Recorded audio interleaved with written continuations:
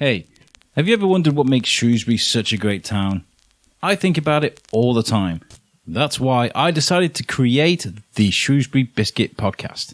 A place where we can sit and talk to people from all walks of life, listen to stories about what makes this town such a great place to live. We are going to be talking to authors and historians, artists and musicians, entrepreneurs, and people that have got great stories to tell about this town. Welcome to the Shrewsbury Biscuit podcast.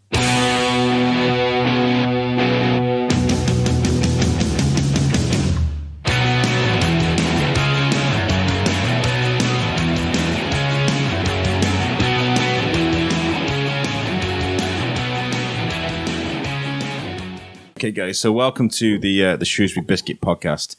I'm your host, Alex, and with me today is Chris Schurke. Schurke, is that right? Yeah, that's right. That'll do.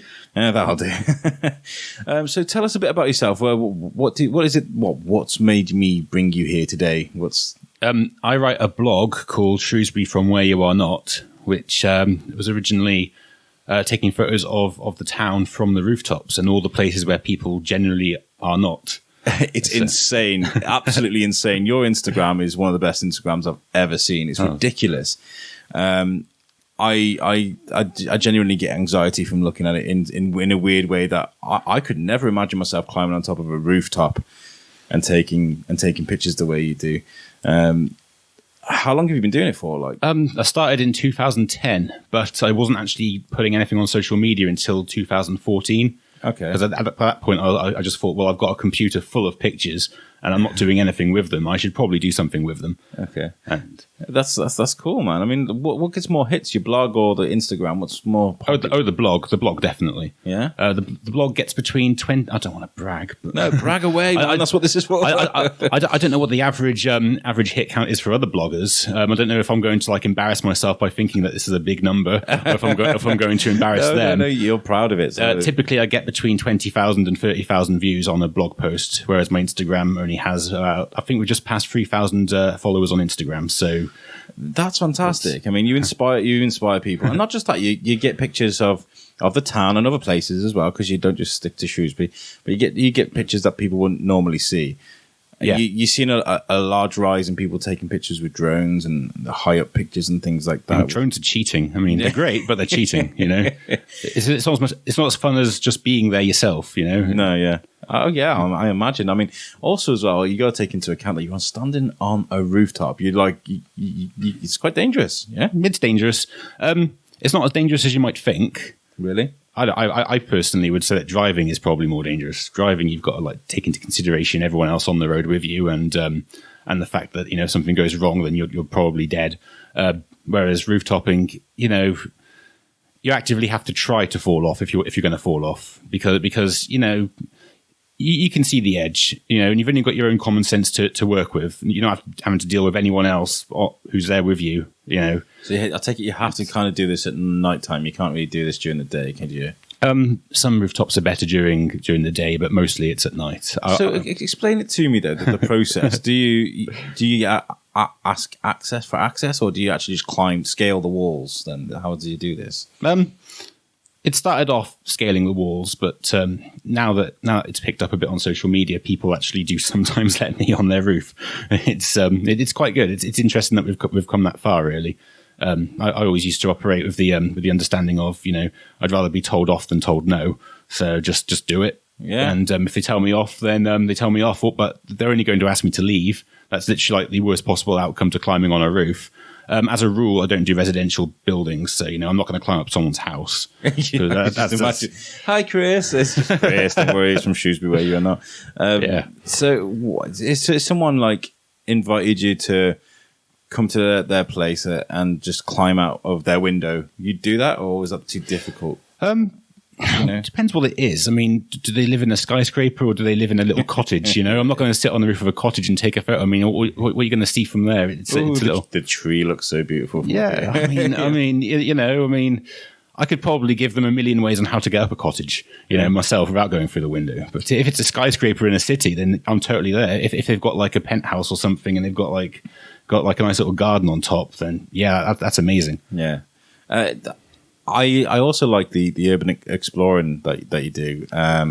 It's a bit of a grey area at times, is it? A little bit grey area, yeah. But But it's a civil matter, isn't it? If somebody wanted to do you for trespassing, they'd have to take you to court. It's not a police matter. They couldn't arrest you for it, right? Is that right? No, I don't think they could arrest me for it unless I was to do something stupid like break in, vandalize, steal stuff, and there's that many people doing these things now, and these places are usually. Well, I'll just say they are abandoned. I mean, sometimes you go to a place and it looks abandoned and it turns out it's not. It's just a bit scruffy, and then you kind of have to apologise and walk in. There's a family of 4 in a bed. That's never happened to me. No, thankfully that's not happened to me yet. So, have you ever been caught scaring a building, told to do one? Yeah, plenty of times. Yeah. Obviously, I don't blog about that bit, but it happens. Shrewsbury's actually a really good place for doing this because the police now they know who I am. I'm not going to brag and say that they like me because Chris, they probably told you before. they probably don't like me, but they know me, and they when they get a call and they see it's me, they have to respond, but at the same time they're very much like, okay, Chris, get down on your bike, and I just do as they say because the best way to stay out of trouble with the police is just to be nice to them. Without being too personal, I mean, you don't have to answer if you don't want to. But what do your folks think about this? Your parents? Do they? My father, my father's passed away. Oh, I'm very sorry. It's okay. I don't think he knew about it. I seem to recall him saying something to my mother a few years back, saying, it's her fault that I'm a bit crazy. I don't know what he was referring to. He might have been referring to any number of things. And to be honest, it probably is her fault. And I'm pretty sure she follows me on Twitter.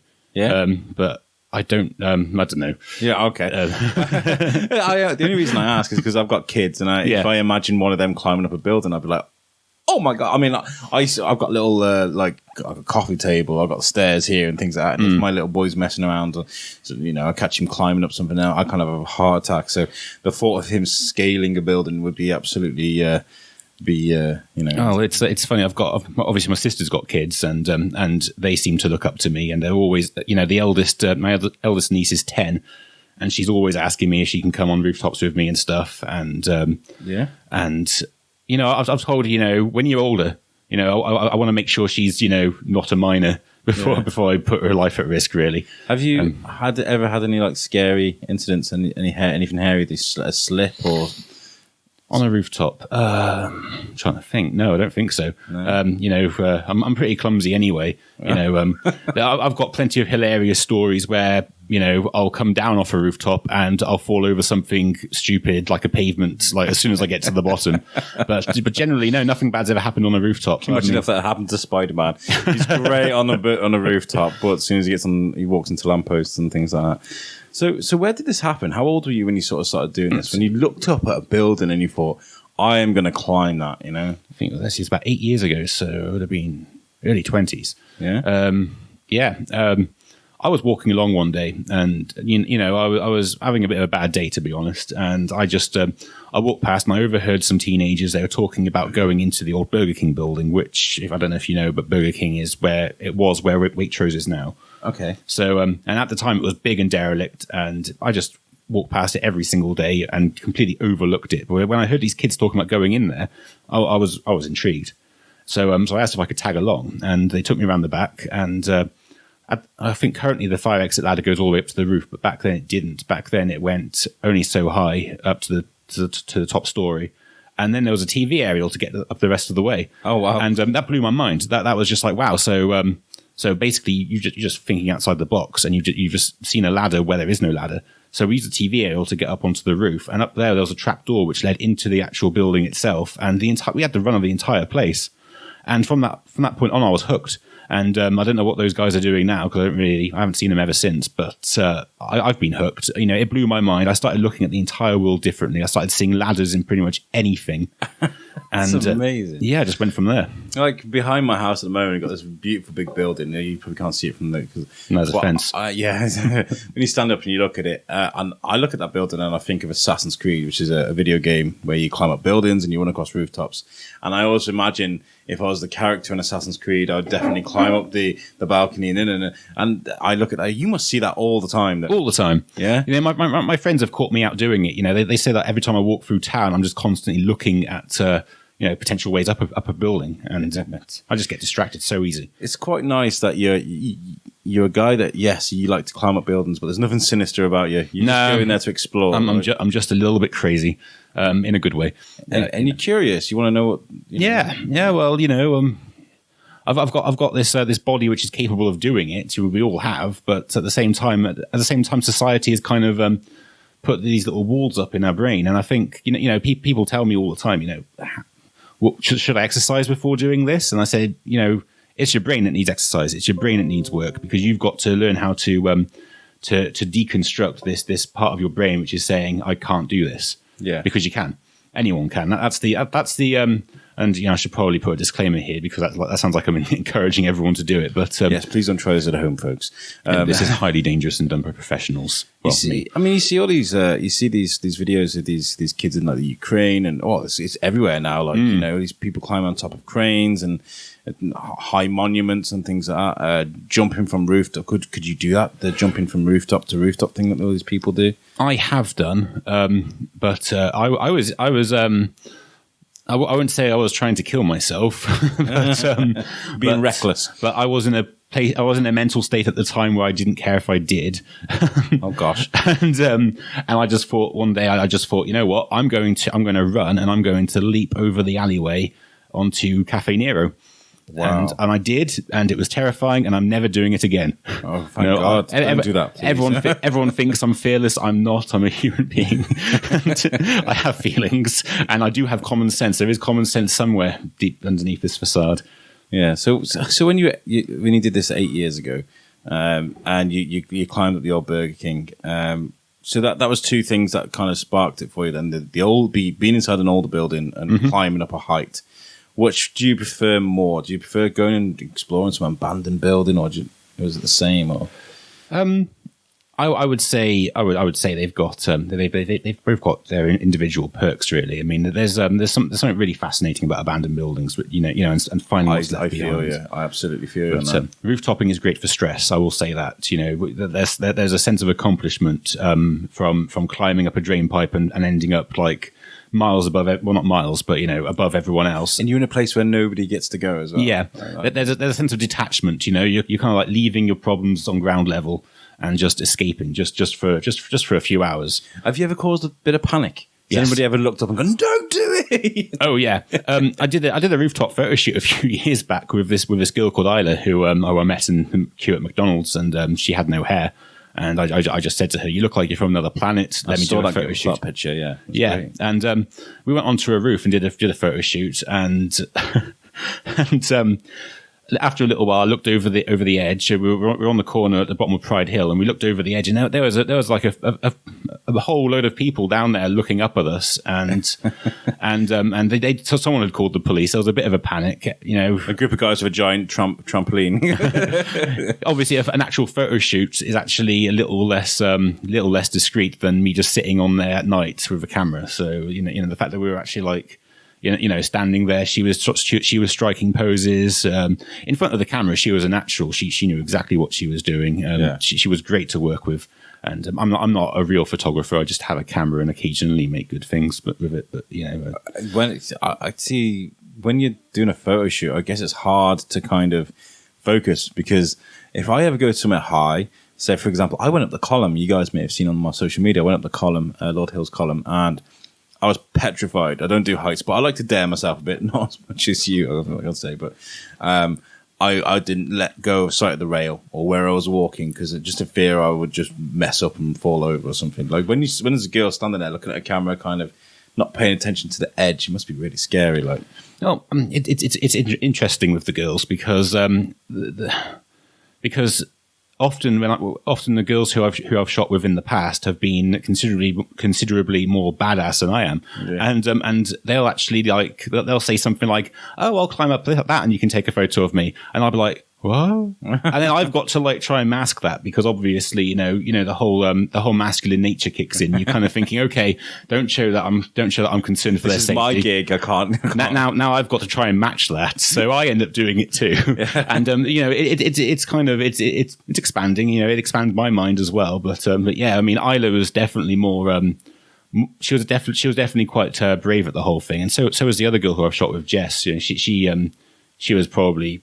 Yeah, badass to the point have you ever taken someone up a rooftop and they've just freaked out? Oh, yes. And you can't get them down? It used to happen all the time. It's why I stopped going with people so much, because everyone wanted to do it. And then, you show them a drain pipe and then they start crying halfway up the drain pipe. And I would absolutely love to come into some abandoned old building with you. I'm obsessed with it. In fact, there's the one by the cathedral. There's an abandoned building in the corner as you go under the railway bridge towards the cathedral.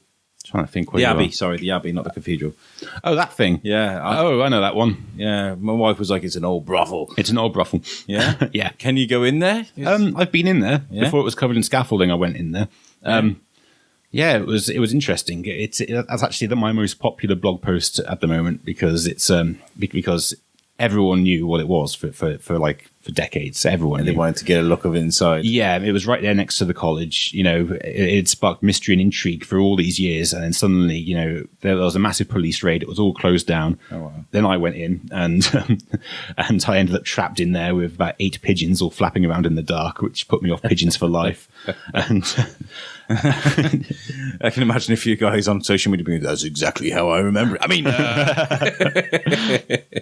that's amazing. I love that. And you just recently did one of a drain pipe which runs underneath the road. Yeah, that was madness. Yeah, yeah. Well, I've had my eye on that for some time, and then one of my friends just said, "I've got a boat, Chris," and I was like, "Okay, I'm there." and we both went up there. We had a third guy who stayed outside because obviously we didn't quite know what we were getting into, and we thought, okay, well, shout up periodically, and if we don't respond, get help, because we don't know what we're getting into. There could be gas, there could be a sudden drop, there could be anything, there could be a cave-in. Alligators. Yeah, well, it wouldn't surprise me. What was a young you like as a kid? Oh. Were you an adrenaline junkie? Were you never scared of things like this, or what? I was completely different. Yeah? I was a bit of a wuss, to be honest. I just, I was completely I was completely shut away. I didn't really mingle with anyone or anything. I just, I was introverted to the point of it being worrying, and I just, I bet it's daunting. Then you got social media with all those people. It's great. It's liberating. I suppose. No, it's in a way, it's still isolating because you get there's nothing more isolating than on your birthday having 600 people who don't even know you telling you that happy birthday just because Zuckerberg's told them that it's your birthday. It's just, and then you start to just sit there and you think, okay, that's happy birthday number 700. Where are my real friends? I've still got no plans. So, I'm just sat here by myself at home and I'm not even drunk yet. I think it's really inspiring that you've done something that you wanted to do, that you did on your own. I know you met those people, but it was of your own accord, and yet you found a community of people because of that. There is a community growing, definitely. Yeah. It's, we do a few team ups now and then, but there's loads of explorers in Shropshire now who just do what I do. And some of them say they do it because of me, and then I watch them climb up a drain pipe, and I just think, okay, well, I've got to try not to. You've got to live up to their expectations a bit, then, because you do something that a lot of people can't and wouldn't do. I saw that picture of you. Okay, people, you've got to put this into perspective now. There's a picture of Chris stood on top of the clock tower on the market hall, that big, tall clock tower, and you're stood on the spire. Why? How? When? What is all this about? Oh, well, that's I got up there. That was a challenge, but I did it. Did you scale the whole wall? No. I was going to say there was a lot of time spent inside the clock tower. Yeah. Oh, wow. Okay. It's an amazing picture. I mean, I looked at it and thought I would never do that. I mean, I nearly had a nervous breakdown before I went up the column, which isn't that high when you think about it. I think it's just more the fact that it's like straight up. I've actually got a fun story about the column, actually. Have you? Yeah. Yeah, go on, tell us. It was covered in scaffolding a few years back. I think around 2008. Is that when they were cleaning the statue and stuff? Yeah. And I went up it then, and I've actually got a picture of me sat on Lord Hill's shoulder with my arm around his big old head, and That's amazing. Yeah, but I thought, okay, well, the scaffolding's in plain sight, but maybe I can, because the door at the top was open, so I thought I could go down the column to get out. And so I went all the way down the inside of the column to the bottom door. I know it was locked. Yeah. I thought maybe it was on a latch and you could open it from the inside, but no. So I had to. So I've gone up the column on the scaffolding. I've gone down the column via the inside. Now I've got to go back up the column again just to go down the scaffolding. That's amazing. Four trips up the column. So yeah, I've done those steps. They're hairy. I mean, I'm a big guy as it is, but for anyone, I think that's a big strain on there. Is there something you've eyed up on TV, or is there a goal that you really want to climb?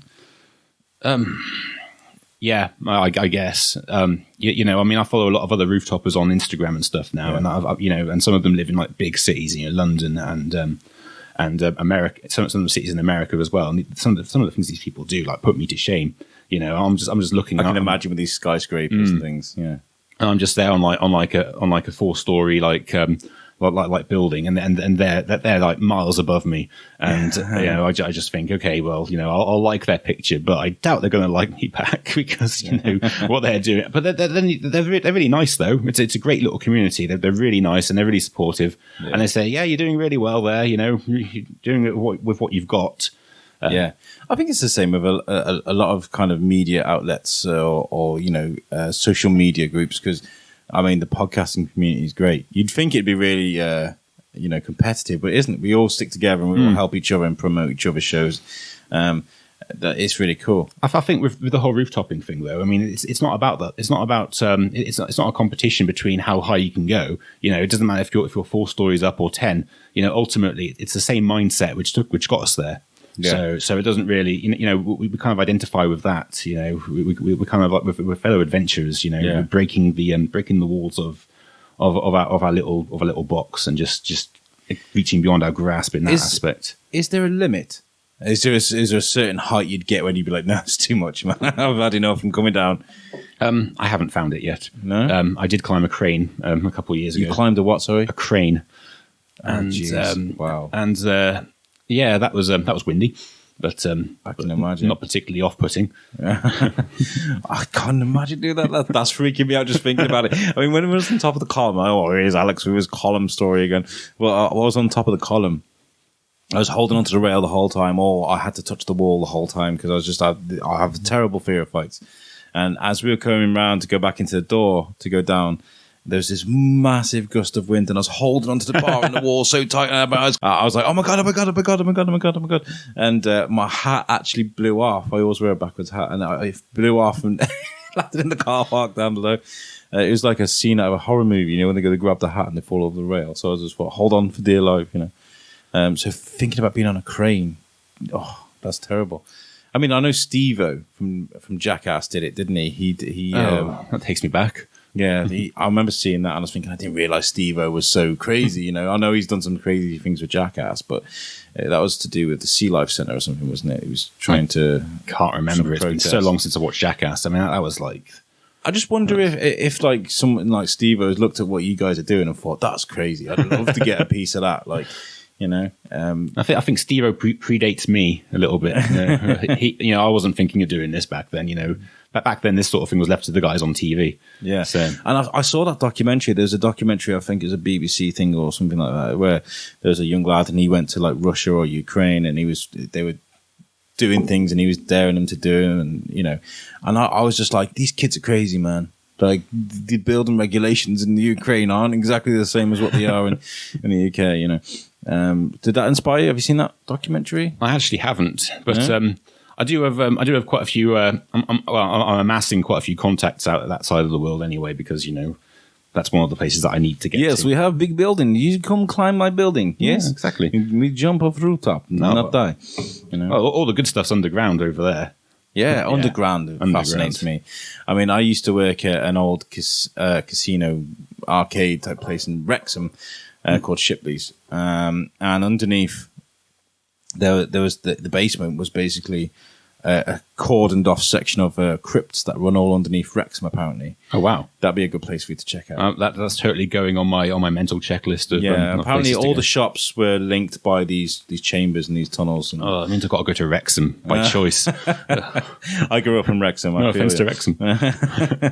Apparently, yeah, there's loads of places. What's the best place? I mean, apart from I go say London's got like miles and miles worth of tunnels, but where have you been that fascinated you?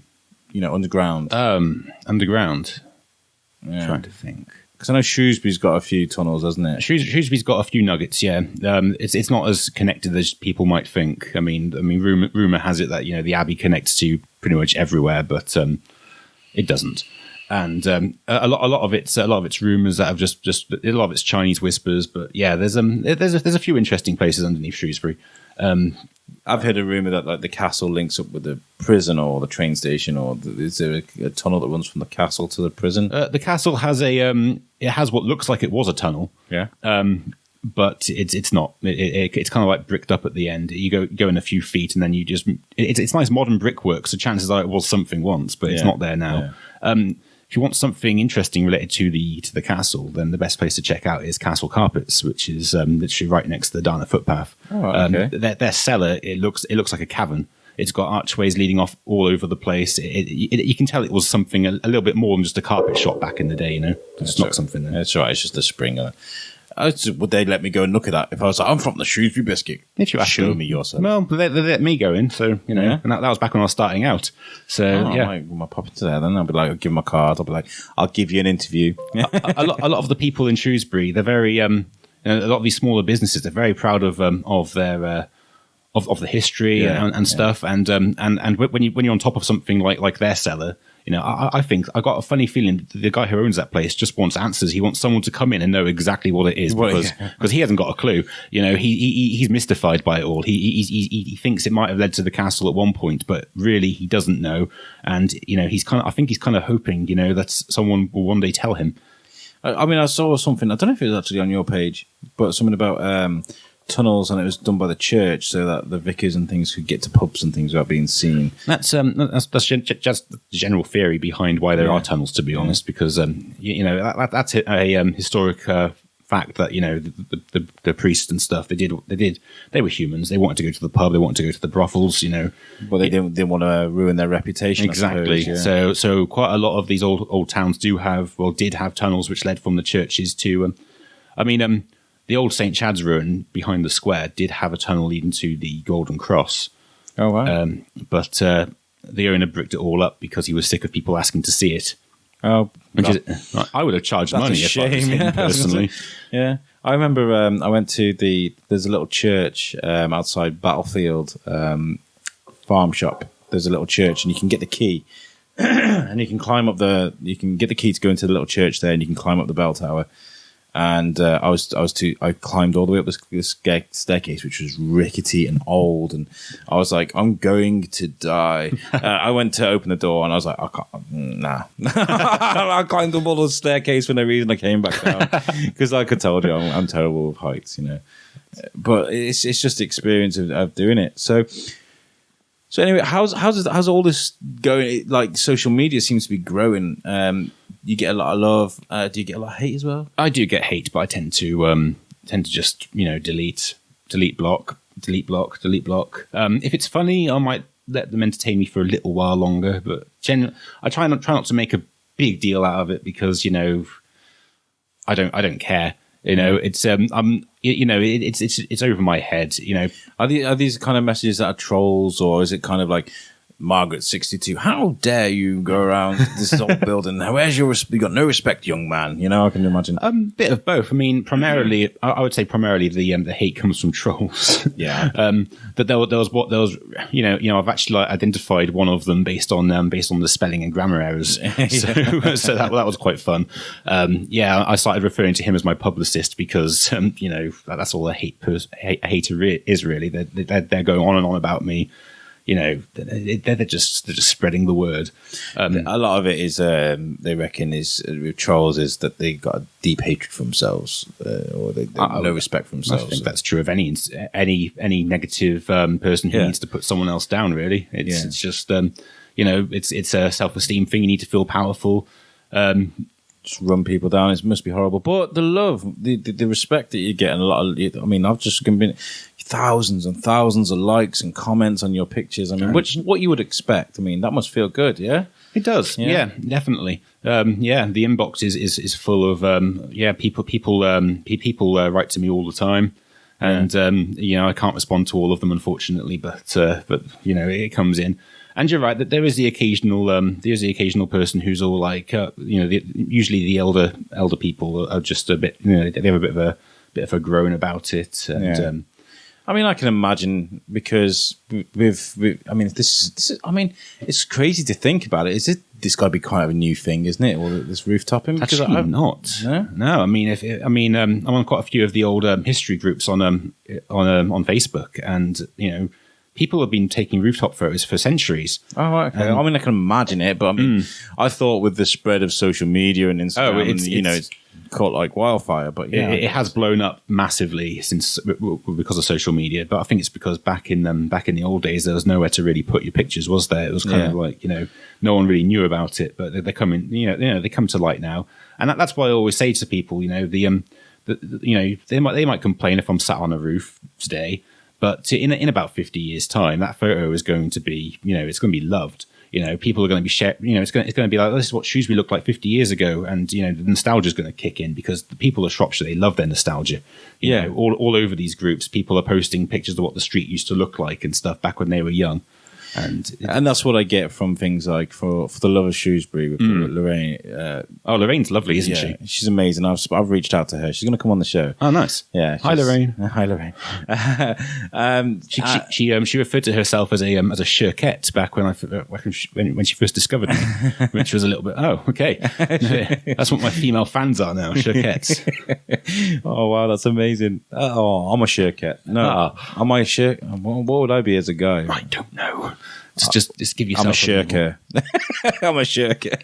Excellent. No, but for the love of Shrewsbury, I love seeing how people kind of really gel with these amazing pictures that they share.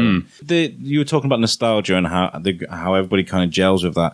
And I suppose your kind of your blog and Instagram kind of it just feeds that. People love it. Well, I've got about 4 or 5 different photos, all from above the entrance to the Darwin Shopping Centre, all looking in at the exact same building, which is currently the Waitrose building, and you can just see how everything around it has just changed over the years.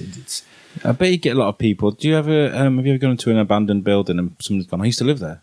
Yes, yeah, that's happened a few times. That must be weird. Oh yeah, it's they love it. Yeah? It's really surprising. People write to me and say, I know the history of that place, and often it's too personal to add to the blog, but I do if I can. But usually, I don't want to air anyone's dirty laundry. I think the houses are more an abandoned house is far more fascinating based on what's been left behind and what's there to see now. Yeah. The history is important as well, but ultimately these are just normal people like you or I. Well, maybe not me, but there is like an amazing thought process that goes behind, say, I don't know, finding a book with a bookmarker in it. They were stuck on page 273. Like, I wonder what was going through their day when they suddenly stopped reading this book and left this house.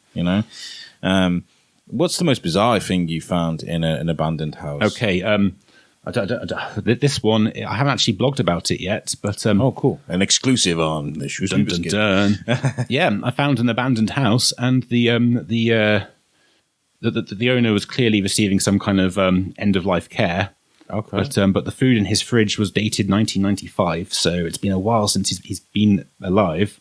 presumably, unless he was eating out of date food. But I can't see that being So like a Meals on Wheels type thing. yeah. So But yeah, he had a care home style bed, so which I got like a hospital kind of bed. He had like it was obvious that he'd been living the remainder of his life in this one room because the rest of his house was just so decayed and empty. Whereas he had his TV and all his DVDs and stuff were in, and right next to the bed was a catheter bag of blood. oh my god! And I have no idea what, because I would have presumed once he was dead, the whoever was giving him care should have cleaned it all out. That's really sad, though, isn't it? To think that they just left it. Mustn't have had anyone to leave his stuff to. That's quite sad, actually. Well, that's the thing. I said that in my blog a little while ago. If something was to happen to you now, who's going to take care of all your stuff? And if you've got an answer to that question, then brilliant. But these people didn't. And that's the sad part about what I do, really, is you look at what's been left behind, you just think, this person, spent the last few years of their life by themselves to the extent that no one cleaned up after them. Yeah, And it gets a little bit. It gets a little bit the sad. fact that everything's just left like undisturbed and no one's been into. Yeah, that's quite sad. Have you seen anything scary? Oh, yeah. That's really freaked you out. Oh God, I've got a photo on my computer at home, which I can't explain it. I was just taking a photo of a standard dilapidated front room, and there's a window in the back, and it's a ground floor window, but there appears to be a head peeking over the window ledge. Oh my god! And I've shown it to people to ask their opinion, and they all ask the same thing: were there any children present? Because this is the ground floor window, so to be peering over the top, you need to be like. I'd love to see that picture. Yeah, I could send it to you. Yeah, but it's but you look at it; it looks like an old lady, but she must be like about 3 feet tall to be looking through this window, and her face looks very kind of like skeletal almost. Okay, but I've shown it to quite a few people now, skeptics as well, because obviously I want to approach this with skepticism. I don't want to just automatically jump on the whole I've got a ghost on camera thing, because it's possible that there was a child in the house, and maybe if I was poking around, maybe the child got a bit freaked out and thought maybe I was an authority figure who's going to like tell them off and decided to make an escape. But heard some noises. Yeah. Generally, though, when you're not alone in an abandoned house. You mean paranormally, or yeah? Well, I don't know about paranormally. I was going to say, do you believe in the paranormal? I do now. Yeah. McDonald's kind of like I went into the old McDonald's building on Pride Hill, and I don't believe I was alone for the entirety of my time in there. I've heard stories about. Yeah. Somebody else told me something about McDonald's that was meant to be really haunted. I don't know what it was. Do you ever research the buildings and see what they were before? I do research it. McDonald's is it's actually the oldest building in the world to have a McDonald's in it. So wow. Parts of the cellar date back to the 1200s because it used to be part of the town wall, and it was down there where it got the most. I just got the constant feeling that I wasn't alone, and I kept on hearing snippets of conversation. It sounded almost like someone was trying to tune a TV. It was like occasionally the silence would just break, and I'd hear a snippet of dialogue, and then it was gone. And I thought I'd been busted so many times. I thought, someone's discovered me. I'm just going to stand really still and see if I can hear them. And I couldn't. And in the end, I took a peek, and there was no one there. I'd have been gone. Well, I'd have been gone. Do you get a lot of paranormal groups kind of been like, oh, we know a guy that can get us into a place? No, that's not happened to me yet. No? Generally, those kind of people, I think, tend to have their own contacts, don't they? Yeah. So, yeah. So where are you going with this then? What are you going to be doing from now on? Are you going to be expanding? Are you got people you want to work with, or social media? What are you going to do? I'm actually working on a second blog because my last 10 adventures were all outside of Shropshire. In Cheshire, Wales, Herefordshire, Staffordshire. Wrexham soon. Yeah, I'm coming for you, Wrexham. Wrexham's good for rooftopping, though. I will say that. Yeah, I lived in Wrexham for many years, and it took me a few years to realise that you got to look up. You got to when you're walking around, you got to look up at some of the older buildings. Yeah, and Crewe as well. Surprisingly, my mum lived in Crewe. Yeah, but Crewe, it's a terrible town from a normal person's perspective, but it's great for me. The townspeople don't care either. I was rooftopping in broad daylight in Crewe, and no one people must have seen me, but no one cared.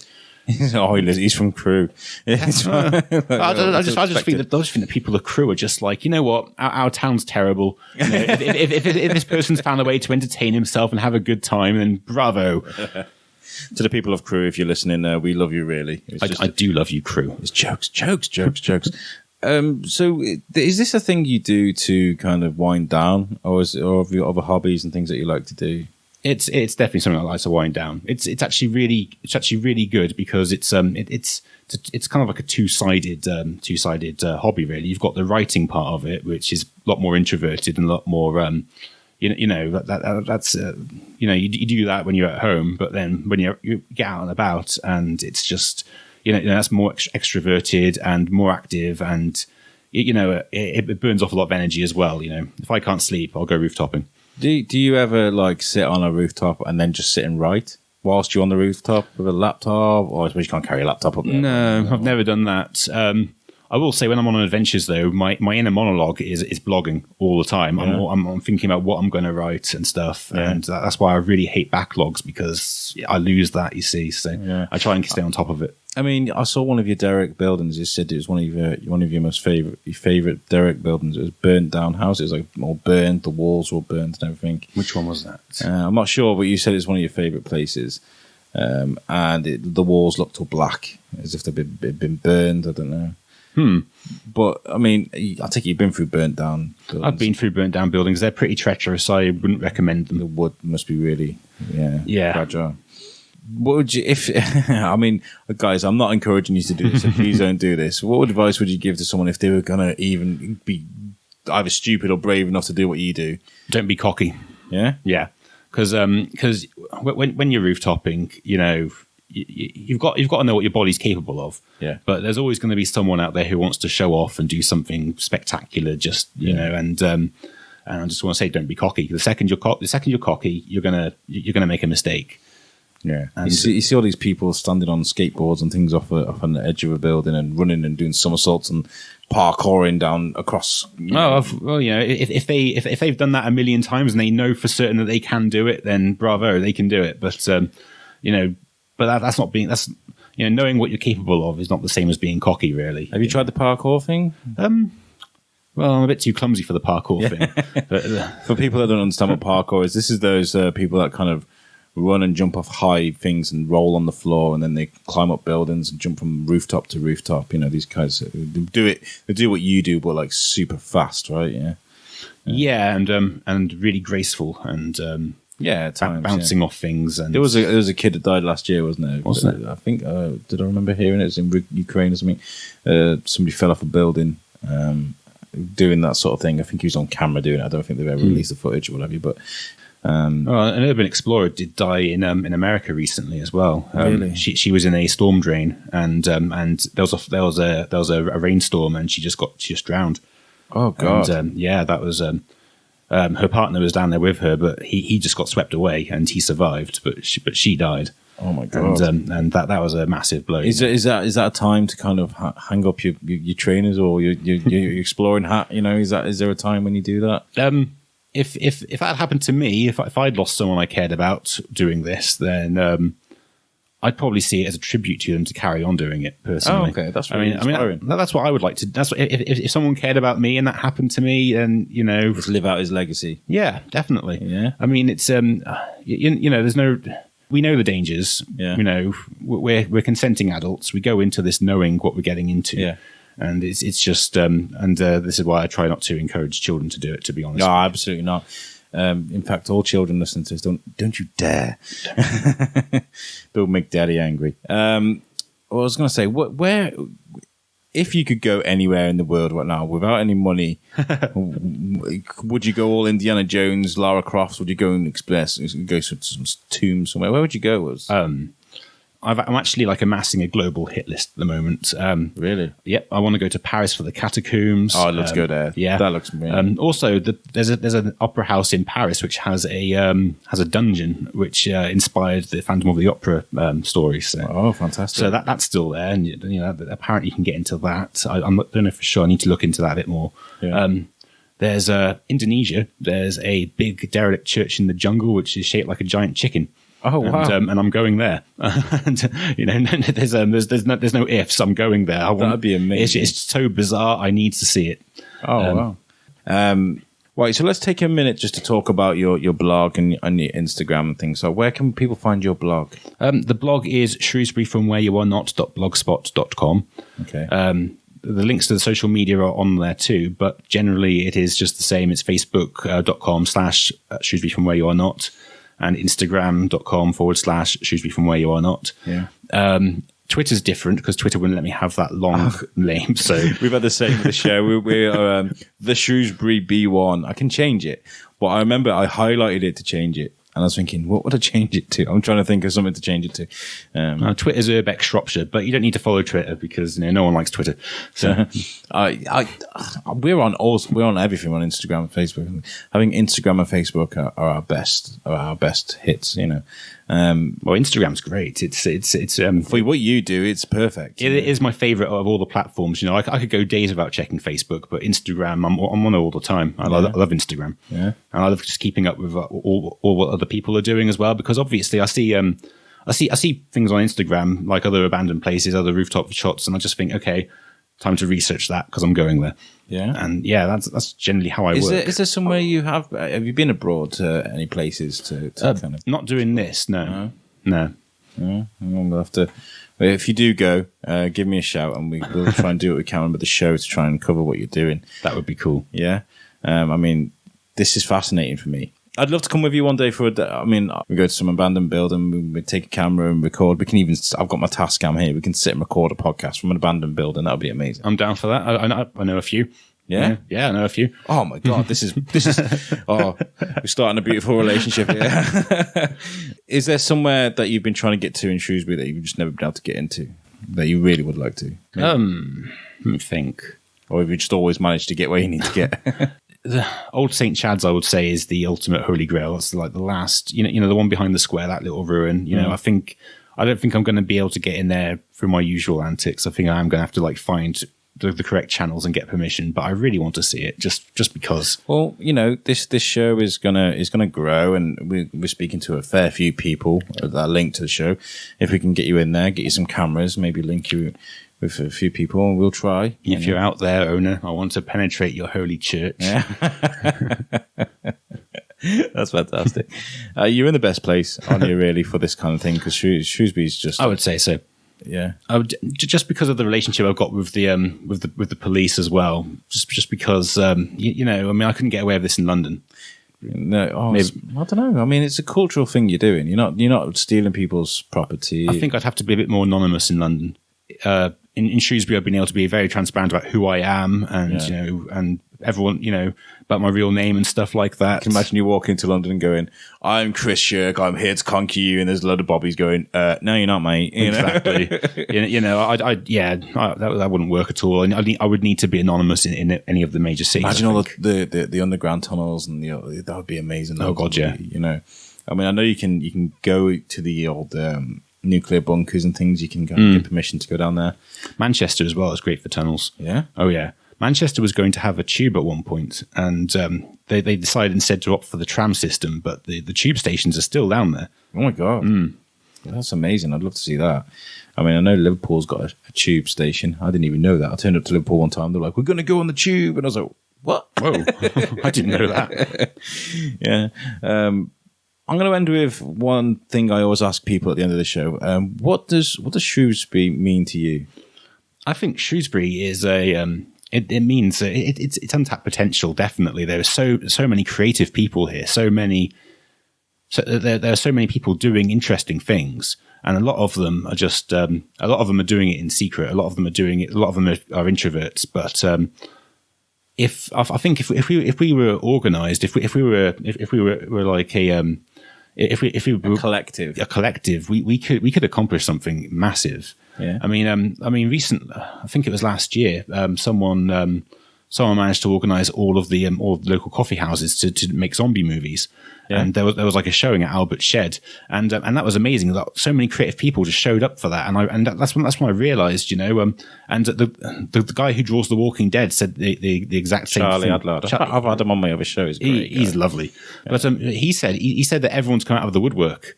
And I think that's what Shrewsbury needs more of is that, because we've got so much talent here, and there definitely needs to be a spark that ignites the fire. Here's me quoting Star Wars of a movie that everybody hates. I watched it last night, and there's a scene at the end of that movie where a young boy force grabs a broom, and everyone's like, "Oh, this boy, he can't just be a Jedi." And I was like, the point is, sometimes inspiration leads us on to do great things, you know. And Shrewsbury is no exception. I think Shrewsbury is like a pot of gold when it comes to independent thinking and amazing people. And, you know, we've got a voice, and I want to go out there and kind of use my voice to encourage people like yourself, which is why I wanted to get in touch and bring you on the show. So I'm really privileged to have spoken to you. And hopefully you can come on again. I'd love to sort out maybe recording from an abandoned building sometime. That'd be amazing. I'm definitely up for that. Yeah, I'm playing with my new toy now, my little Tascam mic. We've been recording on that as well. So depending on the quality of that, we'll definitely sort something out. But thank you very much for coming on the show. Yeah, no worries. I wish you all the luck with your social media and not breaking your back as well, falling off a building. Yeah. Please don't hurt yourself. Be careful. And yeah, I hope your blog and Instagram grows, and you know, you finally get to go and see some of the places that you always wanted to see. You know, so thank you for coming on. Thank you. That's been really cool. Thank you. And guys, make sure you give us a like and a share and a subscribe and all that. You know, and me. Yes. Go. In fact, whilst you're listening to this now, go onto Instagram and on the search bar. You do it now. I'll wait.